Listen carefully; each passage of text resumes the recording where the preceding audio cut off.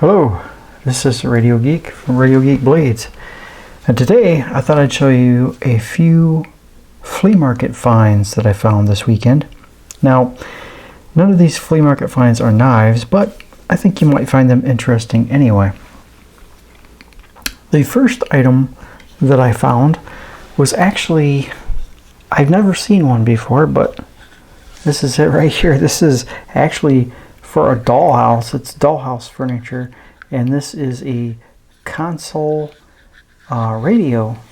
So you know, it's just hollow there in the bottom, but hey, you just set this up against the wall in your dollhouse, and you've got a console radio.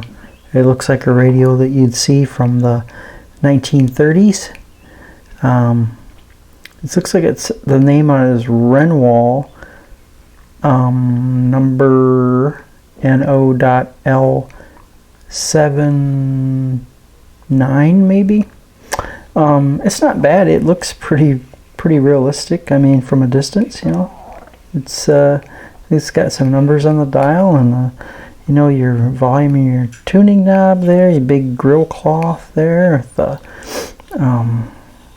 big speaker probably behind there, and it looks like wood. So I thought, hey, you know, that's pretty cool. I'll have to get that, just because it's a radio, right? And it was only $1, so that's my first item for $1. Not too bad. I don't know if I'm gonna get a dollhouse though. Anyway, so my big purchase, I call it my big ass purchase, because that's literally what I got. This donkey looks like a pack mule, and it looks like it was a souvenir from somebody that visited Missouri.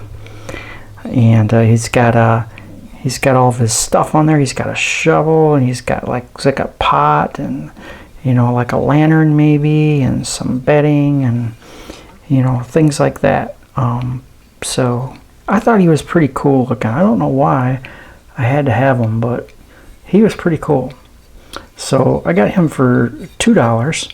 So I figured, you know, he can hang out with me and watch me do knife reviews. So there he is, my donkey from Missouri. And the last thing that I got was kind of interesting. I was looking around, and this guy had this zippo in a box, and it's just one of these plain, you know, metal ones, the chrome looking ones. And I figured, hey, that's kind of interesting. I looked at it and looked at the bottom, and it is a 1998. It looks like October of 1998. So what, 27 years ago, almost 30 years ago. So this slider, and it was brand new in the box. It never ever been used. It still had the big sticker on the back, you know, that joins the two ends. So nobody had opened it or anything, but the box was really kind of dusty, like looked kind of like ash on it, like, or powder or something, I don't know. So I figured, hey, you know, these are pretty easy to get working again if something needs to be done to it, but it had never been used. And I got this lighter for $5, so I thought that was a pretty good deal. But you know, I was looking at it, and I got it home, and I opened it up, and I pulled the insert out, and I was like this, pulling it open, you know, and the insert, it came out, and all this white powder just went everywhere, and I was like, oh my gosh, what the heck is that, you know?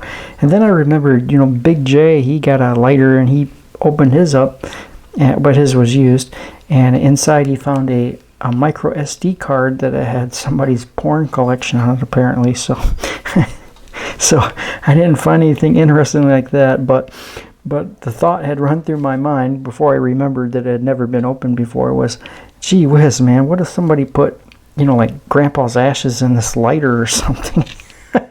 That's what it kind of was like, this white powdery stuff. But obviously that wasn't the case, because this had never been used before. But what I found was the flint had totally disintegrated, and that's what all that white powdery stuff is. So if you run across an old lighter that's over around 30 years old anyway. I don't know how long it takes for that to break down, but and you see it's all kind of white and ashy and it's all over the thing. It's probably the flint totally disintegrated. So yeah, I had to blow it out with the air compressor and put a new flint in it and put some fluid in it, cleaned it up. Oh, and the other thing was the original label that goes on it, that orange label, that joins the two ends, it says it's brand new. Of course, that had been on there for 27 years, and I peeled it off, and it left residue on there.